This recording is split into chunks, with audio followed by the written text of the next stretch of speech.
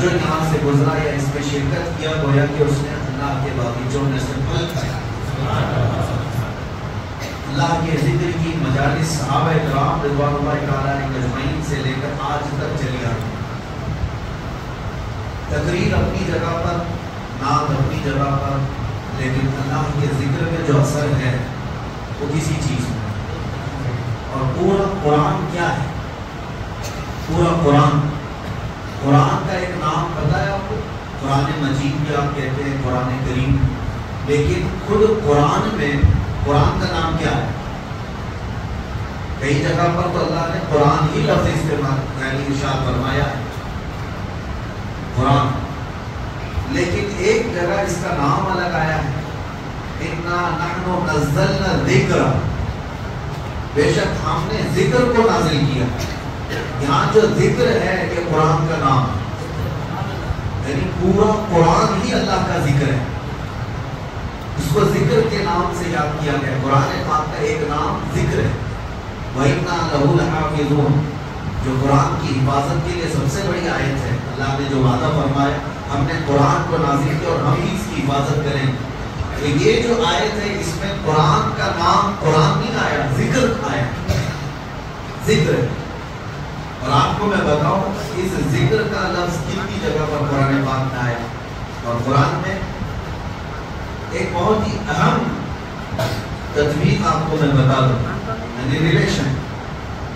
ایک جگہ قرآن نے یہ فرمایا کہ بے شک ہم نے ذکر نازل فرمایا. ذکر سے مراد یہاں کیا ہے؟ قرآن. اور ایک جگہ میں آپ کو بتاتا ہوں، ایک جگہ اللہ تعالیٰ 19ویں پارے کے شروع میں ارشاد فرماتا ہے یا ویلتا لیتنی لم اتخذ فلانا خلیلا لقد اضلنی عن الذکر.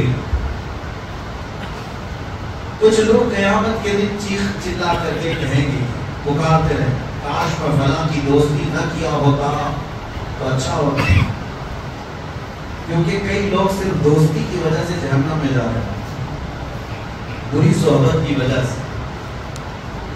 لیکن وہاں پر جو بندہ یہ کہے گا یا ویلتا لیتنی لم اتخذ فلانا خلیلا، فلاں کو میں دوست نہیں بنایا ہوتا تو اچھا ہوتا، تو وہ دوست اس کو کیا کیا تھا ایسا دنیا میں جس کی وجہ سے وہ وہاں مویلا مچا رہا ہے قیامت کے. اس کے ساتھ کیا ایسا دھوکہ کیا تھا اس نے؟ دوست نے کیا کیا تھا؟ گمراہ کیا یا کس چیز پر مبتلا کر دیا؟ جھوٹ پر یا کسی اور گناہ پر؟ نہیں، وہ بندہ خود ہی پکار کر کہہ رہا ہے قیامت کے. اس کی دوستی سے سب سے بڑا نقصان ہوا کیا؟ وہ کہتا لقد اضلنی عن الذکر، مجھے اس بندے نے ذکر سے روک دیا، ذکر سے روک دیا. قیامت کے دن یہ خود جو جہنم میں جا رہا ہے وہ کہے گا کہ مجھے اس نے ذکر سے روک دیا. اب مفسرین فرماتے ہیں وہاں کون سا ذکر مراد؟ ایک تو قرآن کا نام ذکر ہے، اور ایک جو قیامت کے دن بندہ کہہ رہا ہے مجھے فلاں کی دوستی نے جہنم تک پہنچانے کا راستہ آسان کر دیا، میں اس کی دوستی نہ کرتا تو اچھا ہوتا. کیوں؟ اس لیے کہ اس نے مجھے ذکر سے روکا. وہ کون سا ذکر ہے؟ مفسرین فرماتے ہیں وہاں ذکر سے مراد محمد رسول اللہ کی ذات. حیرت کی بات نہیں ہے، ایک جگہ پورے قرآن کا نام ذکر ہے اور ایک جگہ میرے آقا کا نام ذکر ہے. پتہ یہ چلا قرآن پڑھو تو ذکر الہی ہے، نعت رسول پڑھو تو بھی ذکر الہی. اسی کو اعلیٰ حضرت نے کیا فرمایا ہے؟ ذکر خدا جو ان سے جدا چاہو نجدیو. ذکر خدا جو ان سے جدا چاہو نجدیو. واللہ ذکر حق نہیں، کنجی سقر کی ہے. مطلب کیا ہے؟ سقر جہنم کو کہتے ہیں. اگر کوئی یہ کہتا ہے کہ اللہ اللہ اللہ اللہ کہنے کا نام ذکر ہے، اعلیٰ حضرت فرماتے ذکر حق نہیں. اگر تو حضور کو چھوڑ کر کے کرنا چاہے ذکر، یہ ذکر نہیں، کنجی سقر کی، یہ جہنم کی چابی ہے. بے ان کے واسطے خدا کچھ عطا کرے، حاشا غلط غلط یا حوث بے بصر کی. اعلیٰ حضرت فرماتے حضور کو چھوڑ کر تو اگر ذکر کے بارے میں کہتا ہے. الحمدللہ ہماری یہ مجالس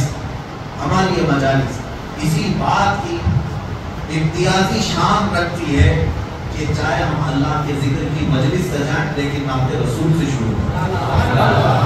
کیوں؟ ذکر کس کا نام ہے؟ ایک تو قرآن کا نام بھی ذکر ہے، اور دوسرا رسول اللہ کی ذات کا نام بھی ذکر ہے۔ قرآن میں دونوں جگہ ذکر کا معنی ہے۔ اچھا، اور آپ کو میں بتاؤں، بعض لوگ جن کے پیٹ میں درد ہوتا ہے جب ہم رسول پاک کو نور کہتے ہیں، وہ یہ کہتے ہیں کہ نور یہاں پر جو ہے نا، اس سے مراد قرآن ہے۔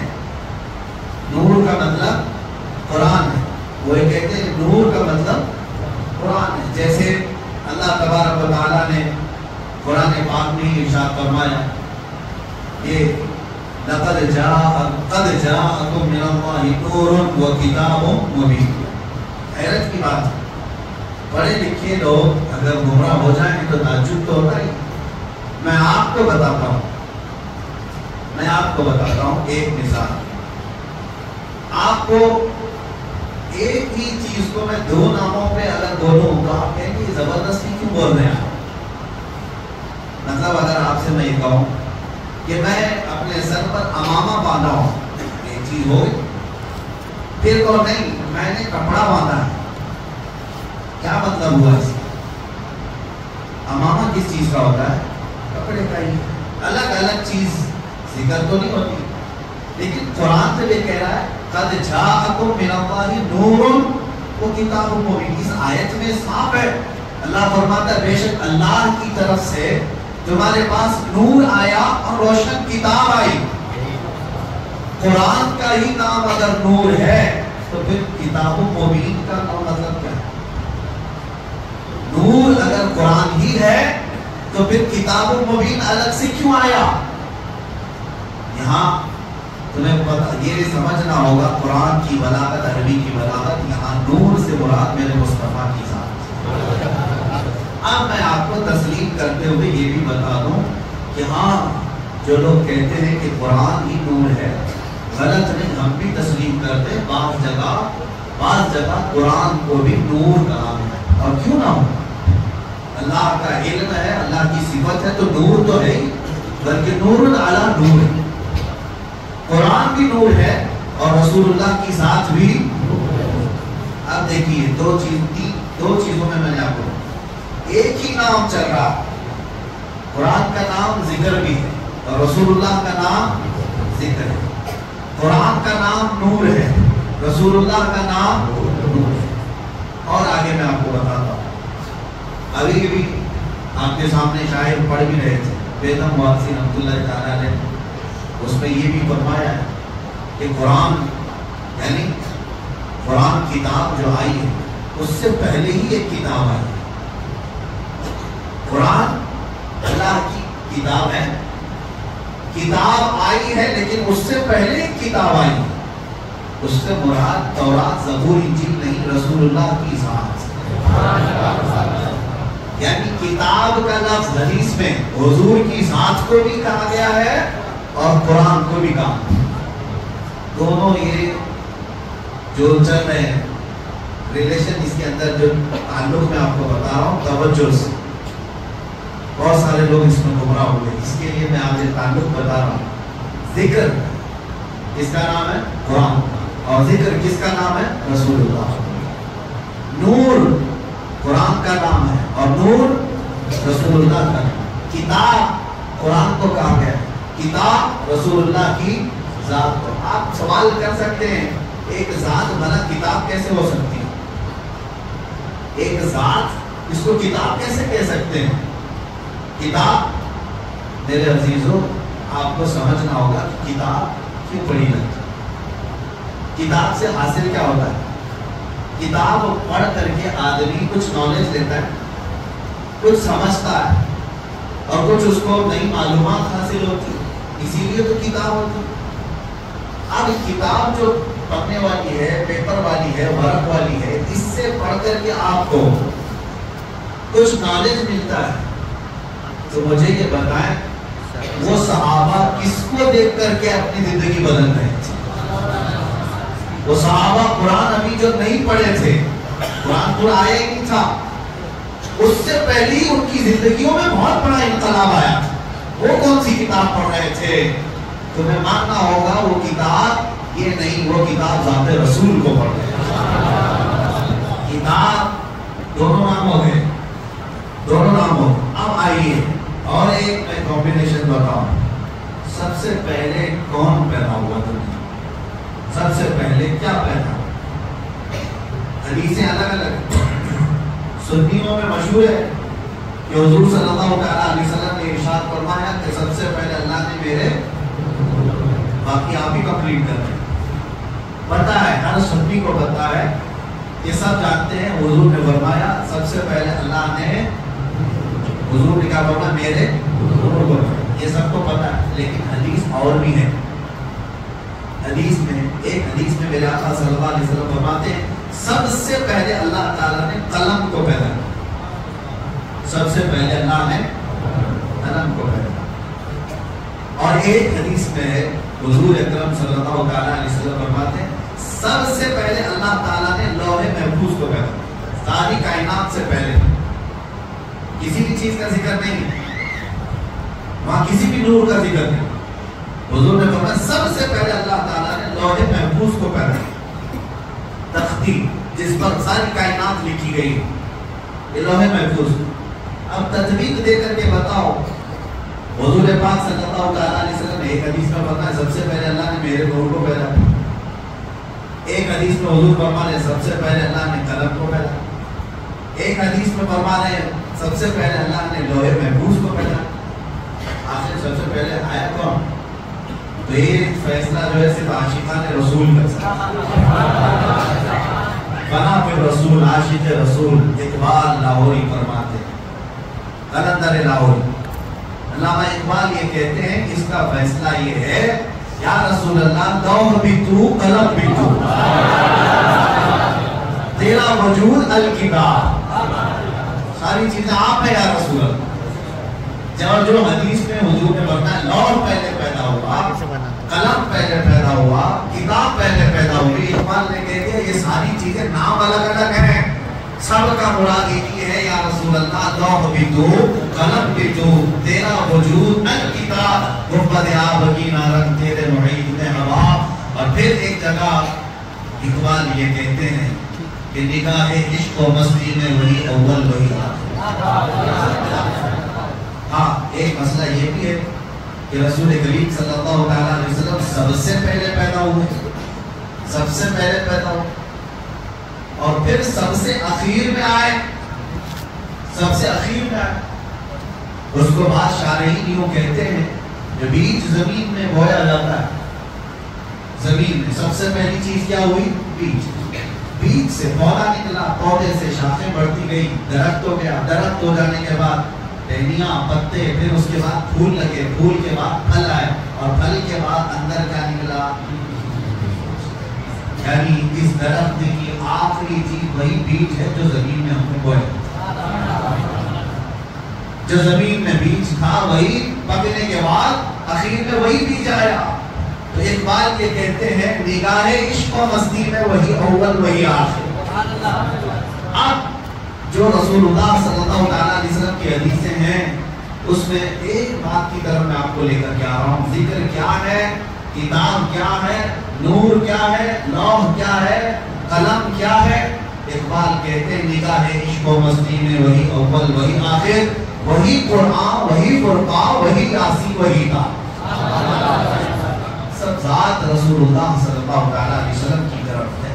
بہرحال میرے عزیز و ذکر الہی میں اگر نبی پاک صلی اللہ علیہ وسلم کا ذکر نہ ہو تو پھر وہ ذکر کی مجلس ہی نہیں، ذکر کی مجلس ہی نہیں ہے۔ اور اگر کوئی پہنچا ہوا آدمی دعویٰ کرتا ہے کہ فلاں بہت پہنچے ہوئے ہیں اللہ والے اور ان کے اندر شریعت ہے ہی نہیں، میرے آقا صلی اللہ علیہ وسلم کی محبت ہے ہی نہیں، تو سمجھ لینا کہ وہ کھلا شیطان ہے۔ چاہے وہ تمہارے سامنے شعبدہ بازی کر کے دکھائے، جس کو تم کرامت سمجھتے ہوں گے، آسمان میں اڑ کر کے دکھائے، پانی میں چل کر کے دکھائے، اگر میرے مصطفیٰ کی محبت نہیں تو وہ شیطان ہے، وہ شیطان ہے۔ کیوں؟ اعلیٰ حضرت نے بھی فرمایا بخدا خدا کا یہی ہے، اللہ تک پہنچنا ہے تو میرے مصطفیٰ کی ذات سے ہی جانا، نہیں اور کوئی مفر مفر جو وہاں سے ہو یہی آپ کے ہو، جو یہاں نہیں تو وہاں۔ حضور پاک صلی اللہ علیہ وسلم کی طرف ہم سب کو چلنا۔ عزیزان گرامی ہوگا، میں تقریر کی غرض سے نہیں بیٹھا، مجلس ذکر ہماری قائم کرنی ہے۔ اس سے پہلے دلوں کو گرم ہونا بھی ضروری ہے، اور ہمیں پتہ ہے سنیوں کے دل گرم ہوتے ہیں تو نام مصطفیٰ، اور جب گرم پیدا ہو جائے میرے مصطفیٰ کی محبت کی تو دل جب کھل جاتا ہے اور اللہ کے ذکر کی برکتیں اس میں اترنے لگتی ہیں۔ جو بد دل ہے یا زنگ و آلود ہے اس کو چھانٹنے کے لیے میرے مصطفیٰ کا ذکر کا، جس کے سینے میں محبت مصطفیٰ ہو یاد آتے ہی اس کا دل مچلنے لگتا ہے، دل دھڑکنے لگتا ہے، اور جب دل دھڑکنے لگے تو اس گرما گرمی میں ہی اسے سب کچھ دیا جاتا ہے۔ آپ کو پتا ہے بہت ساری چیزیں نقش کرنے کے لیے تپانا پڑتا ہے۔ سونے کو نقش کرنے کے لیے پہلے آگ میں تپایا جاتا ہے، جب وہ گرم ہو جائے تو چھوٹی سی ہتھوڑی سے اس پر اچھا خاصا نقش بن جاتا ہے۔ تو ہمیں پہلے اپنے دل کو تپانا ہے عشق مصطفیٰ میں، پھر ذکر الہی کی ضرب لگاؤ اس دل پر، دیکھنا پھر نقش بنتا چلا جائے گا۔ لیکن جتنے بھی اذکار ہیں، جتنے بھی ذکر آپ کریں بے عشق مصطفیٰ کے کچھ نہیں۔ ہمارے بزرگوں نے فرمایا بہت سارے مدرسے ہیں آج حضور کی گستاخی بھی کرتے ہیں اور بخاری بھی پڑھتے ہیں، حضور پاک صلی اللہ تعالیٰ علیہ وسلم کی توہین بھی چلتی ہے، حضور کو ہلکا جانتے، کبھی بڑا بھائی کبھی پیٹ پیچھے کا علم نہیں، یہ ساری بات، لیکن پھر حضور کی حدیثیں بھی پڑھتے ہیں، بخاری بھی آ جاتے، یہ کیا مسئلہ ہے؟ تو ان کے لیے کہا ہے یہ صرف اور صرف اوپر کا مسئلہ ہے، بے عشق مصطفیٰ پڑھتے ہیں جو بخاری۔ ہمارے بزرگوں نے فرمایا بے عشق مصطفیٰ پڑھتے ہیں جو بخاری، آتا ہے بخار ان کو آتی نہیں بخاری۔ بخاری کا مطلب یہ نہیں ہے کہ انما الاعمال بالنیات پڑھ دیا، کلمتان حبیبتان الی الرحمن حدیث پڑھ دیا۔ بخاری کا مطلب یہ لفظی احادیث پڑھنا نہیں ہے، بخاری کا مطلب یہ ہے، ایک بزرگ کی بات میں بتاتا ہوں، احمد آباد کے رہنے والے تھے، غالباً وہ ان کے متعلق مشہور تھا پڑھے لکھے نہیں ہیں، بہت سارے لوگ یہ سمجھتے تھے، وہ جذب کے عالم میں رہتے تھے، پرانے کپڑے، بڑا گندا بال، ذکر الہی میں مشغول، ایسا لگتا تھا کہ یہ عام آدمی ہے، دیہاتی آدمی ہے۔ لیکن کچھ لوگوں کو میں آپ کو ایک بتا دوں، شیخ سعدی رحمۃ اللہ علیہ کی ایک بات نصیحت ہے، ہر پیشہ گما مغر کے خالیز شاید کے پیغم کو خفتہ باشد، ہر جنگل کو خالی مت سمجھ لینا، کسی جنگل میں شیر سویا ہوتا ہے، ہر جنگل کو خالی مت سمجھنا۔ یہ شیخ سعدی رحمۃ اللہ علیہ کو ہر انسان کو ایرا غیرا نتسو چہرہ مت سمجھ لینا اس کے ظاہر کو دیکھ کر، ہاں ارادت ہو تو دیکھ ان کو یدے بیضا لیے بیٹھے اپنی آستینوں، کچھ فقراء کچھ قلندر ایسے ہوتے۔ تو یہ درویش جن کے بارے میں بتا رہا ہوں، اللہ والے تھے، ذکر الہی میں رہتے، لیکن مدرسے میں پڑھنے والے طلباء اور کچھ علماء مذاق بھی اڑاتے تھے، لوگ خامخواہ پیچھے چلتے رہتے ہیں، بوڑھے کی کیا آتا جاتا تو کچھ ہے نہیں۔ تو ان لوگوں نے سب لوگوں کو الگ الگ برگلایا کہ ایک دن لوگوں نے کہا نہیں بابا اللہ اور اس کے رسول کا ہی ذکر کرتے ہیں، کچھ نہیں پڑھے لکھے نہیں ہیں وہ۔ یہ باتیں بہت پھیل گئی کہ ایک دن اس درویش کے پاس کچھ طلباء ہیں کچھ علماء ہیں، کہا کہ بابا جی ہم آپ سے بہت متاثر ہیں، انسپائر ہیں ہم سے بہت زیادہ، اور ہم آپ کی بڑی عزت کرتے ہیں، ہم آپ کو اپنے مدرسے میں مہمان بلا کر کے لے جائیں، آئیے۔ تو مدرسے میں لے آیا، سیدھے مسند پر بٹھا دیے جہاں بخاری شریف پڑھائی تھی۔ جو شیخ الحدیث بیٹھتے تھے کہا آپ کے بابا جی بیٹھے، ہم آپ سے فیض اٹھانا چاہتے ہیں بخاری شریف پر۔ وہ ڈھکوسلے پیر نہیں تھے جو لوگوں کے چولہے پر اپنی زندگی گزارتے، وہ فنا فی اللہ تھے۔ یہ اور بات ہے کہ ظاہراً ان کے خد و خال غریبوں سے نظر آتے تھے، بیٹھے کہا کہ بیٹا میری یہ مجال نہیں ہے، یہ میرا میدان نہیں ہے، مجھے اس سے دور رکھو۔ انہوں نے کہا نہیں، بڑا چرچا آپ کا ہے، آج آپ کو بخاری پڑھانا۔ بہت ضد کیا، اصرار کیا، تو انہوں نے بخاری شریف کھول دی۔ سارے طلباء بھی تھے، علماء بھی تھے، بڑے بڑے علماء بیٹھے تھے۔ اب اس مرد حق مرد قلندر نے جو بخاری شریف کو شروع کیا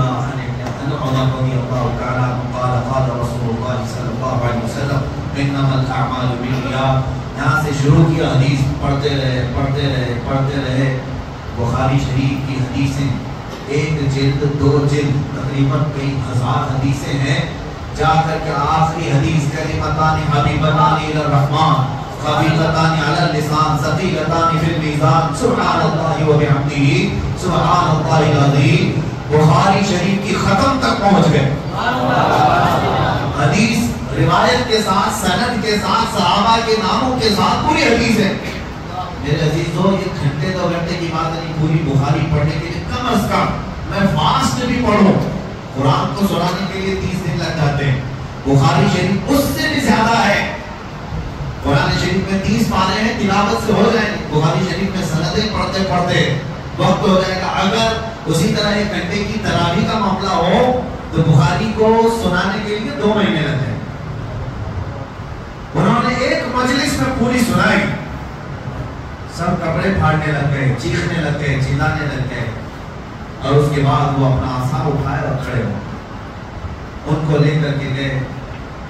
ایک عالم دین ان کے قدموں میں گر گئے اور اس کے بعد کہا بابا ہمیں معاف کرنا. ہم نے کبھی یہ نہیں سوچا تھا کہ آپ بخاری شریف بھی پڑھتے ہیں کہ پڑھاتے ہیں. یہ کمال کی بات ہے، ہماری بدگمانی کو معاف کریں. انہوں نے ہنس کر مسکرا کر ایک تھپڑ لگایا اور کہا جاؤ میاں میں کہاں پڑھاتا ہوں، اور حقیقت تو نے جو گمان کیا ویسا ہی میں ہوں، میں پڑھا لکھا نہیں ہوں. آپ پوری بخاری پڑھا دی. کہا میں کہا سامنے رسول اللہ بول رہے تھے میں پڑھ رہا تھا. سامنے مصطفیٰ کریم صلی اللہ علیہ وسلم بیٹھے تھے، وہ بولتے جاتے تھے اور میں سن کر کے بیان کرتا تھا. اس کو کہتے ہیں بخاری شریف پڑھنا. عشق مصطفیٰ جو پڑھتے ہیں بخاری، آتا ہے بخار ان کو، آتی نہیں بخار. ساری چیزوں کا کل ملا کر کے حاصل کلام ایک ہی ہے، وہ جو نہ ہو تو کچھ نہ ہو. جان ہے وہ، اور جان ہے تو اب ہماری جان ہے. جان کا ذکر اگر نہ ہو، آخری بات میں عرض کرتا ہوں. آپ کو پتہ ہے غار ثور میں جب مصطفیٰ کریم صلی اللہ علیہ وسلم تھے حضرت ابوبکر صدیق کے ساتھ، کفار مشرکین ارد گرد گھوم کے دیکھ کر کے چلے گئے. نظر کیوں نہیں آئے؟ سبوں نے اپنا الگ الگ انداز بیان کیا ہے کہ اللہ نے حفاظت فرمائی. مکڑی کے جال بن دیے تھے، کبوتری نے انڈے دے دیے تھے. اللہ تعالیٰ نے اپنے حبیب کی اور ان کے صاحب کی حفاظت فرمائی. لیکن عاشق رسول کیا کہتا ہے؟ حسان الہند امام اہل سنت فاضل بریلوی کہتے ہیں کہ یہ عدو کا مطلب ہے دشمن. عدو دشمن کو کہتے ہیں. جان ہے، جان کیا نظر آئے، جان ہے، جان کیا نظر آئے، کیوں عدو گرتے غار پھرتے ہیں. حضرت فرماتے ہیں کہ دشمن غار کی گرد گرد کیوں پھر رہے ہیں؟ میاں جان جو ہے جب اللہ تبارک و تعالیٰ ہمارے اندر رکھا ہمیں نظر نہیں آتی، تو کبھی کبھار جان کو اللہ تبارک و تعالیٰ ایسا محفوظ رکھا ہے کہ ہمیں بھی نظر نہیں آتی. اعلیٰ حضرت نے فرمایا وہ جان ہے پوری کائنات کی، کیوں عدو گرتے غار پھرتے ہیں، رسول اللہ زار پھرتے ہیں، تیرے دن اے بہار پھرتے ہیں. اور کمال کی عاشقی ہے. میرے امام اہل سنت نے فرمایا، اپنا انٹروڈکشن کرایا دنیا کو کیا کہہ کر کے، اس گلی کا گدا ہوں میں جس میں مانگتے تاجدار پھرتے ہیں.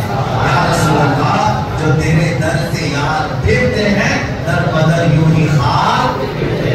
بس آؤ اس حضور کی طرف. ذکر پاک کی مجلس قائم کرنی ہے، لیکن اپنے دلوں کو عشق مصطفیٰ میں گرم کرنا. ہمارے دل کس کے لیے ہے؟ رسول پاک صلی اللہ علیہ وسلم کی. ہمارے دل کس کے لیے ہے؟ سر سوئے روزہ جھکا پھر تجھ کو کیا، دل تھا ساجد نج دیا پھر تجھ کو کیا. اعلیٰ حضرت فرماتے ہیں حضور کے دربار میں جا کر کے سر جھک گیا تھا یا کچھ ہو گیا، نجدی بڑے برہم ہو گئے کہ سجدہ کرتے ہیں، یہ رکوع کرتے ہیں. اعلیٰ حضرت فرماتے نہیں نا، ہم کہاں سجدہ کرتے ہیں، شرک نہیں کرتے. اعلیٰ حضرت فرماتے ہیں دل تھا ساجد.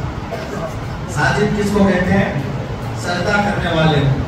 دل سجدہ کیا. اور یہ بات پوری شریعت میں لا کر کے دکھا. کیا دل بھی سجدہ نہیں کر سکتا حضور کے لیے؟ جو سجدہ حرام ہے، جو سجدہ شرک ہے، وہ پیشانی کا سجدہ، پیشانی کا سجدہ حرام ہے، سوائے اللہ کے کسی کو نہیں کر سکتے، اور عبادت کا ہو تو شرک ہے۔ لیکن دل اگر سجدے میں چلا جاتا ہے، دل جھکا ہے، تو اس کو پیشانی جھکانے کی ضرورت نہیں۔ اگر رسول اللہ کی بارگاہ میں دل جھکا ہے، اعلیٰ حضرت فرماتے ہیں دل کا ساجد نچ دیا، پھر تجھ کو کیا؟ اور مفتی اعظم ہند رضی اللہ تعالیٰ عنہ فرماتے ہیں لوگوں تم صرف ہمارے ظاہر کو دیکھتے ہو، ادھر جھک گئے ادھر جھک گئے، حقیقت میں ہم سجدے کے لیے نہیں جھکتے ہیں، سجدے کے لیے نہیں جھکتے ہیں۔ سنگے در جانا پر کرتا ہوں جبھی سائی، جبھی سائی کس کو کہتے ہیں؟ سر جھکا دینے کو۔ میرے مصطفیٰ کے دربار پر سر جھک جاتا ہے، اس کا مطلب سجدے کے لیے نہیں۔ سنگے در جانا پر کرتا ہوں جبھی سائی، سجدہ نہ سمجھ نجدی سر دیتا ہوں نذرانہ، سجدہ نہ سمجھ نجدی سر دیتا ہوں نذرانہ۔ اللہ تبارک و تعالی ہمارے سروں کو میرے مصطفیٰ کے قدموں میں قبول کرے۔ دعا یہی ہے کہ مولا کریم کے روح نکلنے کو آئے تو میرے مصطفیٰ کے آستانے پر ہماری حاضری ہو۔ دعا یہی ہے کہ مولا تبارک و تعالی جب زندگی کا خاتمہ قریب آئے تو میرے مصطفیٰ کی جانیاں قریب ہو جائے، جنت البقیع میں سونا نصیب ہو، خاک مدینہ نصیب ہو، مدینہ طیبہ کا کفن نصیب ہو۔ صلی اللہ تعالی علی خیر خلق محمد وآلہ واصحابہ اجمعین، وآخر دعوانا الحمدللہ رب العالمین۔ بیچ والے حضرات بیٹھے رہے، کنارے سے حلقہ ذکر کی